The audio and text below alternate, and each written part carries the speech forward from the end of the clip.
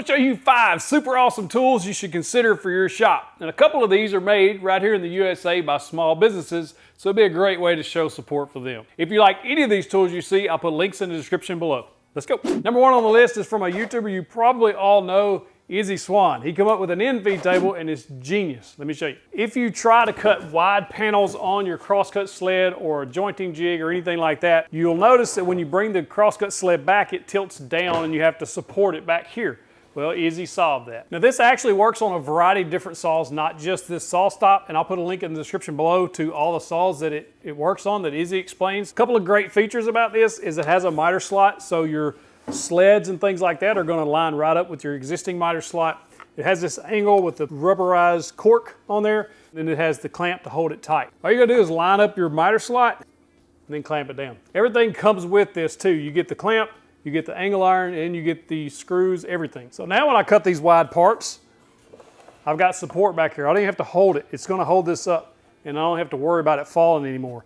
I got plenty of room to get my blade up higher if I needed to, and then make this cut every time and have this support here. I am excited to have this in the shop. This is one of those things that when you get it or you see it, you're like, yes, I need it. Another great thing about this Infeed table is I can use it with my jointing and tapering jig. A lot of times you're jointing or tapering longer boards, and this thing, it doesn't have a miter slot. So I just move this over a little bit, move my fence wherever I need it, which is right there on the edge of this. This gives me a lot of support on the Infeed side, allows me to joint and taper longer boards here. This thing is absolutely a necessity if you use jigs like this. Or using this with your existing miter gauge to cut wider panels, it's impossible without something like this Infeed table. That's going to give you extra room back here to support your miter gauge. It runs in that miter slot just like you see here. It's just a really good idea. And even without using this with jigs or anything like that, it's going to give you some extra support on those longer cuts. Big sheet goods or long boards you're ripping down,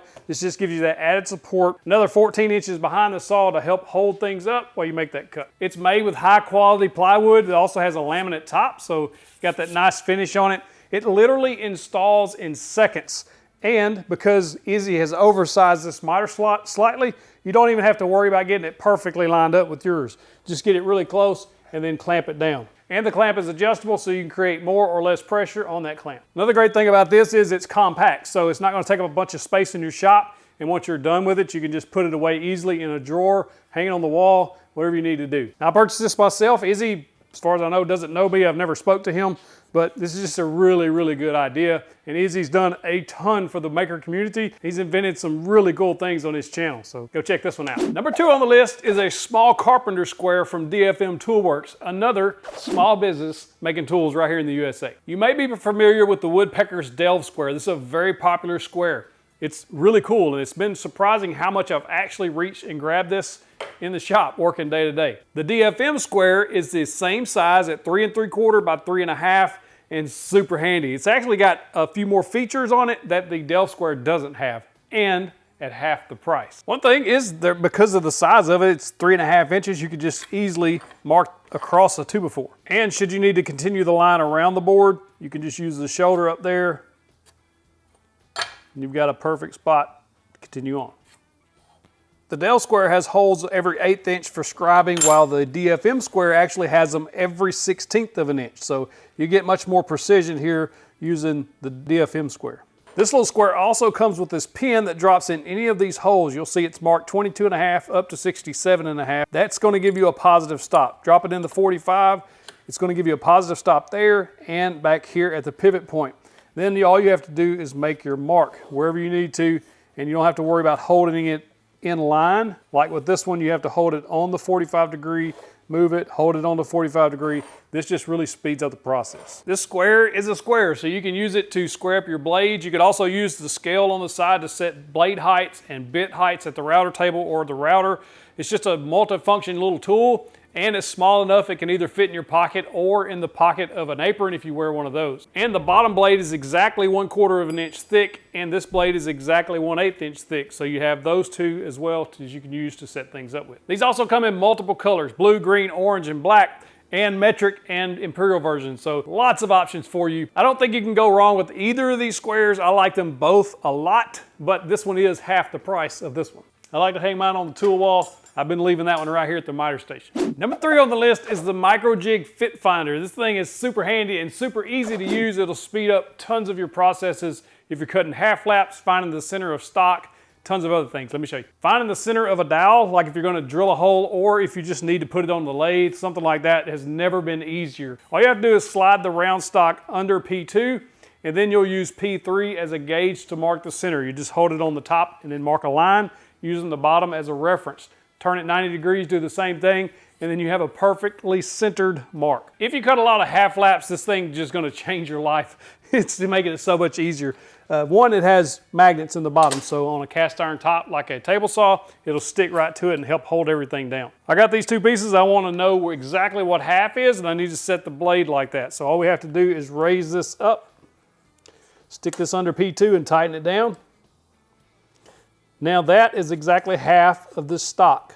Once you got your blade height set, just get your miter gauge out so you can hold it square and then make your cuts up until whatever width you want. Here I went 2 inches because my pieces were 2 inches wide, and when you put them together, they fit together perfectly.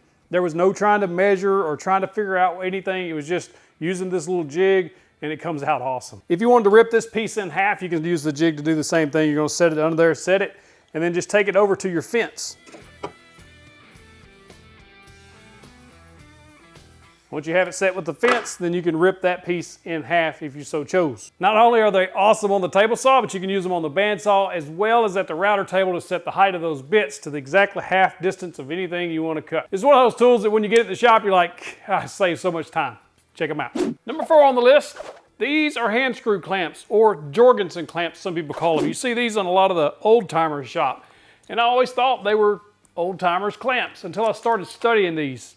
They have a ton of uses that we can use all over the shop. Let me show you. For a quick stop block at the router table, these things are awesome. All you have to do is just put them on there, tighten them up, and you've got a stop block anywhere you want along your fence. Also, you can use these to hold small parts when you're drilling. That's one of the most uncomfortable feelings, is trying to drill a small part, hoping that bit don't catch and rip your finger, or worse, pull your finger into a bit, especially a Forstner bit. These will help hold that, and you don't have to worry about it. Another great use is you can use these to hold up panels while you get everything set up to assemble. They're perfect for that. Or at the workbench to set up a temporary vertical vise.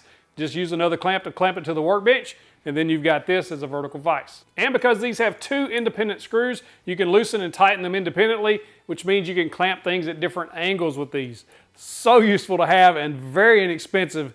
You gotta have at least 2, maybe 4 of these in the shop of different sizes. Last but absolutely not least, I think every woodworker should have one of these in their shop. It's a precision straight edge. This is just a machine piece of aluminum, but you can absolutely ensure that it's perfectly straight and flat. With that, you can check the edge of boards just to make sure everything you just jointed is perfect, or if you just cut it on the table saw. You can also use this when you're setting up your table saw to make sure those side tables are all perfectly flat. Use it at the jointer to make sure both beds are coplanar, or if you're building a miter station, anything like that, you can ensure that the miter saw is exactly flat or parallel with the outfeed table and infeed table on there. Of course, marking straight lines, things like that. Just such an inexpensive, necessary tool to have in the shop. And the way this is made out of aluminum, it's got a nice design on it.